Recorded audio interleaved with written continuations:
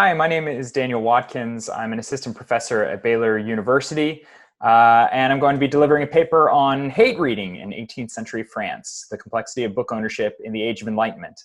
I want to begin with a caveat.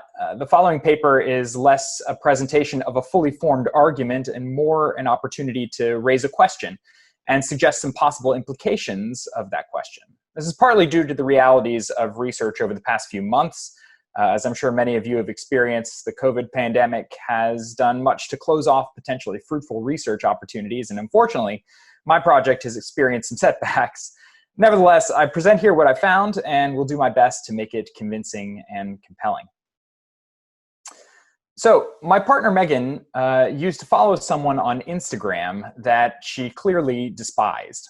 I say used to because she has since unfollowed the person in question, but for a long time, almost nightly, Megan would share her ire with me over something that this unnamed person had written or said. Night after night, the person would draw the same exasperated response, and the more I thought about it, the more I realized that I did the same thing. I often read news articles or watched video clips for the seeming purpose of feeling incensed.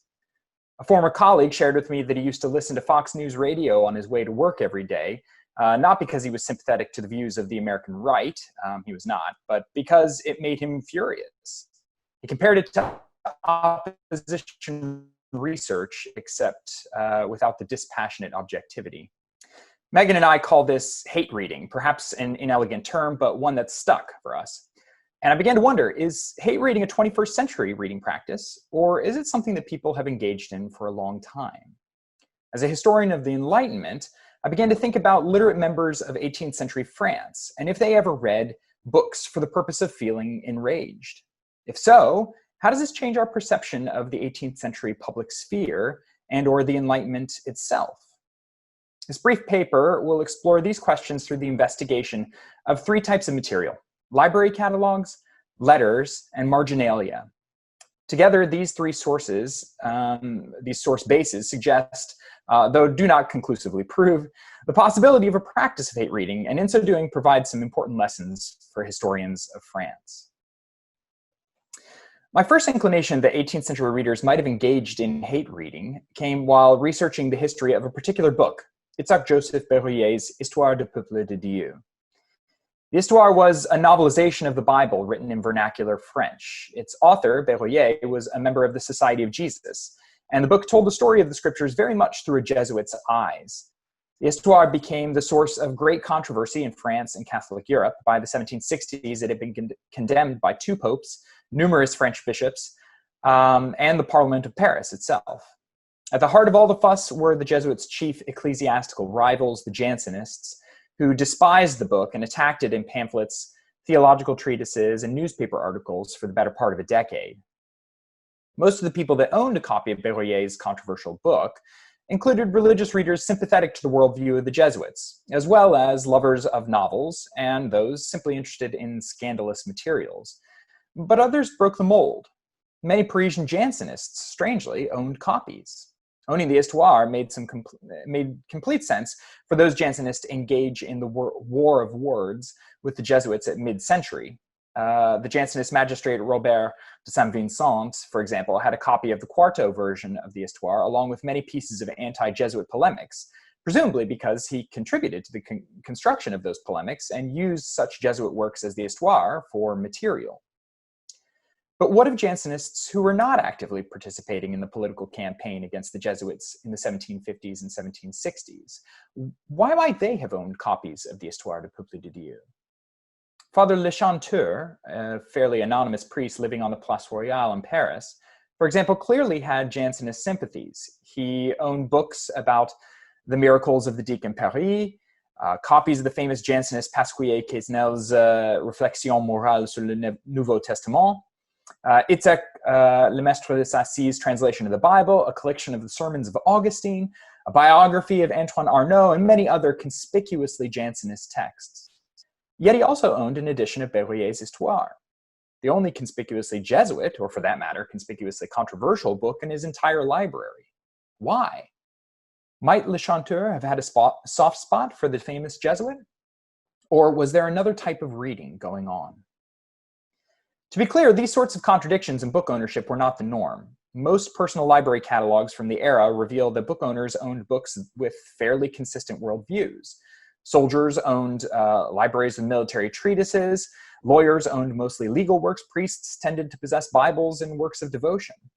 The surprisingly small library of revolutionary leader Maximilien Robespierre contained various works from 18th century philosophes like John Locke and Pierre Bayle and Alexander Pope, ancient histories, and works of jurisprudence. His fellow member of the Committee of Public Safety, Georges Couthon, owned numerous books by Rousseau, Montesquieu, and the salacious Libelle written against Marie Antoinette. None of these were surprising finds, but other libraries broke the mold. Archbishop of Paris, Antoine Leclerc de Juigné, had a massive library full of all sorts of religious texts, as to be expected. But it also contained a host of novels, some of which, like the infamous Les Liaisons Dangereuses, were quite racy for a man of the cloth. The general consistency of most library catalogs makes oddities like Juigné's or Le Chanteur's collections all the more curious. Without further context, we can't know why people in the 18th century owned the books that they owned. Letters, however, provide us with another perspective to understand the complexity of personal libraries. Many members of the 18th century Republic of Letters admitted to hating some of the books in their possession. The Salonière Marianne de Vichmonde, the Marquise de Dufend, wrote in a letter to Voltaire that she couldn't bring herself to read her works of Rabelais anymore. Voltaire admitted, though he loved the arts passionately, in his words, he hated satires and detested novels despite the fact that he owned them. In correspondence with each other, the two often complained of works that they didn't like and encouraged each other in their mutual disdains for certain writers and styles. One need only read a small selection of the book reviews published in the major scholarly periodicals of the day against famous works of the Enlightenment to know that tastes diverged in the 18th century and that one philosophe's treasure could be another's trash. But could hating a book encourage someone to read it? Some in 18th century Europe seem to think so. In writing about the literary successes of Jean-Jacques Rousseau, fellow Genevan and author Jean-Baptiste Thulot commented that, quote, hatred and jealousy only made his name more illustrious. The royal administrator, Etienne Noël de Millaville, agreed that, quote, hatred may be the celebrity that Rousseau is looking for. Clearly, there were many in Enlightenment Europe who loved Rousseau's writings. Rousseau received letter upon letter from adoring fans. Yet there were some, particularly those, or most notably those within Denis Diderot's circle of encyclopedists, who read Rousseau's works and despised them, in large part because they already despised the man himself. Importantly, they did not stop reading his works, though. Rather, they read them with an eye toward criticism and wrote responses that lambasted Rousseau and perhaps contributed to his continued ascent toward celebrity. No incident illustrated this better than the fallout that Rousseau had with David Hume in the 1760s. Convinced that Hume intended to ruin his reputation, Rousseau penned an accusatory letter denouncing him that eventually found its way into print. And the Scots allies in France, including Voltaire himself, responded, attacking Rousseau and winning applause from the likes of Jean-Laurent d'Alembert, who wrote to Voltaire, "You did well to give the coup de griffe to Diogenes Rousseau. All his pathos won't save him from odiousness and ridicule." Rousseau himself feared a conspiracy of enemies committed to destroying his public reputation. In his dialogue, Rousseau presented a conversation between a figurative Jean-Jacques and a figurative the Frenchman, a personification of what Rousseau felt was the entirety of the French public.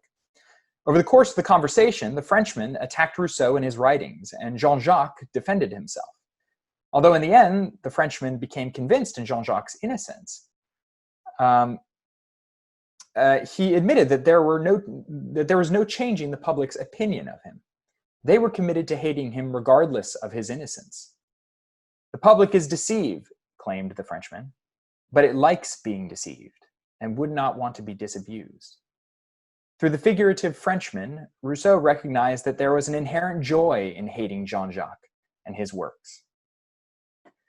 While book catalogs can highlight discrepancies in personal libraries and letters can suggest the possibility that some read with less than generous hearts, none of these sources have displayed what an 18th century practice of hate reading might actually look like. Marginal notes, however, can provide a closer look at the feelings and thoughts of readers as they're consuming new texts. At the National Library of Russia in St. Petersburg resides the Library of Voltaire. It contains numerous volumes in which Voltaire wrote comments, reflections, and other opinions on what he read. And among the books that produced Voltaire's most boisterous reactions were those written by Rousseau. Gently put, Rousseau and Voltaire were not on particularly good terms with each other for most of their careers. "I don't like you at all, monsieur," Rousseau bluntly wrote to Voltaire in June 1760, and the older Voltaire was no less willing to declare, quote, "I hate Rousseau," in letters to other correspondents. Nevertheless, Voltaire owned a number of Rousseau's books, including the Discours sur l'inégalité, the Contrat social, Émile, and the Lettre à Christophe de Beaumont. For the most part, the notes that Voltaire left in his copies of Rousseau's books reflect a genuine attempt to understand Rousseau's ideas and wrestle with their implications. They are full of objections, but many take the form of counterpoints or sincere questioning of the veracity of Rousseau's claims. But reasoned, thoughtful responses to Rousseau were not the entirety of what Voltaire wrote. The notes also reveal a reader indulging in his antipathy toward the author. Referring to Rousseau in the second person, as if he were having a conversation with the author by way of his own marginalia, Voltaire often resorted to name-calling and ad hominem attacks. In response to Rousseau's critique of royal and aristocratic luxury, Voltaire called Rousseau a singe de Dioge. When in Émile, Rousseau compared the Savoyard vicar's eloquence to that of Orpheus, Voltaire exclaimed, "Your Savoyard vicar, Orpheus, what a fool." Voltaire made fun of Rousseau on other occasions too. Next to a sentence from the Contrat social in which Rousseau is describing the process of terracing hillsides, Voltaire commented sardonically, "You're no geometrician." And when Rousseau made the audacious statement in his Projet de Paix Perpetuel that, quote, "In 20 years' time, England with all its glory will be ruined," Voltaire mocked him, writing, "Encore, prophet." Voltaire's most common complaints, however, were over the degree to which Rousseau referred to himself in his writings. "You begin by speaking about yourself," Voltaire wrote in the side of his copy of Rousseau's Lettre à Beaumont, "and you speak only about yourself. You're not very clever." A few pages later, he simply marked 3 separate times, "and again about yourself, and again about yourself, and again about yourself." And when Rousseau referred to Christophe de Beaumont's censorship of Émile as an, quote, "act of cruelty," Voltaire joked, "Voila, a pleasing cruelty to make a terrible mandement against a terrible novel." These were not the words of a dispassionate scholar reasoning through complicated ideas. They were mocking jabs written for the delight of the reader and at the expense of the author. They showed disdain, but also enjoyment. So, was Voltaire hate reading? It's impossible to say for sure, but what his notes in the epistolary comments and library catalogs above suggest is that book ownership and reading were not simple, easily understandable processes. I'm not suggesting that 18th century readers approach books the same way that I or my spouse approach a particularly irksome Instagram account. Adrian Johns is right when he explained that the practice of reading, quote, changes across time and space, and that we cannot simply assume, quote, that people in the past read in anything that might unproblematically be called the same way as us. By asking the question of hate reading, however, we are awakened to a few important conclusions. First, there's the basic recognition that book ownership did not simply and unproblematically correlate with ideological consent. There were many reasons to own books, from opposition research to perhaps self-indulging mockery. Historians should always think through the context of book ownership before rushing to conclusions about the meanings of a particular historical figure's library catalog. Second, the quest to find hate reading brings to the surface the often overlooked, darker side of the Enlightenment. Other historians, including Michael Brown and Dina Goodman, have highlighted this, but the Enlightenment included quite a bit of arguing, slandering, and backbiting. For all these simple accounts of the Enlightenment as a movement comprised of a unified body of freedom-seeking philosophers promoting the power of the human mind and spirit, we must remind ourselves that these same philosophers mocked each other constantly and denounced each other's writings both in private and public. Anger and ridicule were as much a part of the culture of the Enlightenment as optimism and encouragement. Finally, hate reading helps us think about the emotional history of reading. and the contributions it might make to understanding intellectual changes in 18th century France. Historians like Jessica Riskin, William Reddy, Sarah Maza, and Megan Roberts, among many others, have done much to illustrate the centrality of sentimentalism to 18th century intellectual and cultural life. Conversations about sentimentalism, however, often focus on emotional language tied to love and sadness and passion. But hatred was also a powerful emotion that seemed not too far removed from the same culture of sentimentalism. The novelist and salonière Françoise de Graffigny displayed this well in a letter to her friend and confidant, François-Antoine Devaux. "I read your letter," she wrote. "I went to bed and I cried so much and so strongly that I believed I might die. My God, how I hate my heart, and I hate my soul no less. It only leads me to despair, and so deeply and so cruelly that at last it will destroy itself." Graffigny's poetic words, very typical of the sentimental language of the day, reveal just how intertwined hate could be with the language and conventions of sentimentalism. So too, those books traditionally thought to communicate sentimental sensibilities might have helped communicate the emotion of hatred too. If reading novels could transmit the torrents of emotion that created empathy, as Lynn Hunt has written about, they may also have helped cultivate feelings of indignation and hate. Incorporating the emotion of hate into our concept of 18th century sentimentalism may help us see how, as William Reddy has argued, sentimentalism contributed to the outbreak and radicalization of the French Revolution. Considering the darker side of sentimentalism helps us understand how a sentimentalist language of love, sacrifice, and friendship could easily shift to themes of violence, death, and terror. Thank you very much.